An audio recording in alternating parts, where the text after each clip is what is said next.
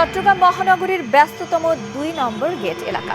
গুরুত্বপূর্ণ এই মোড়ের মুরাদপুর মুখী প্রধান সড়কেই এখন ময়লার স্তূপ।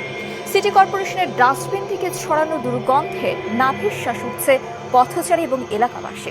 ফুটপাত সহ সড়কের একটি বড় অংশ দখল করে আছে এই ডাস্টবিন।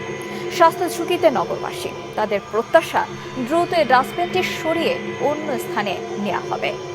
এই পথ থেকে হেসে আসাতে এত বেশি দুর্গন্ধ, যেটা আসলে অসহ্যনীয়। তো আমি আসলে সিটি কর্পোরেশনকে অনুরোধ করব, এমন একটা খোলা জায়গায় যে দুর্গন্ধগুলো রাখা হচ্ছে, এখানে পরিবেশ দূষণ হচ্ছে, মানুষ মারাত্মক অসুস্থ হচ্ছে।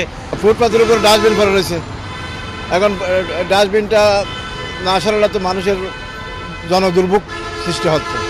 এই তো যে অবস্থা আমাদের ময়লা আবর্জনা, এই যে আপনার ফুটপাথের যে অবস্থা দেখেন আপনারা, এগুলো তো পরিষ্কার নাই, দোকান দখল করে রাখছি ফুটপাথে না। তো আমরা কোথায় যাব? বাধ্য হয়ে তো আমরা তো দিতে হাঁটতে হবে, রাস্তার বিস্কেরা চলাচল ছাড়া তো কোনো পথ নেই আমাদের। আমরা তো যাতায়াত করার সময় মানে প্রচণ্ড গন্ধ।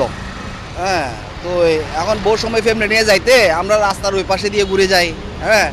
বহু সময় গাড়ি করে যাওয়ার সময় নাকে নোমাল বা টিস্যু দিয়ে কোনোরকম করে যাওয়া যায় আর কি।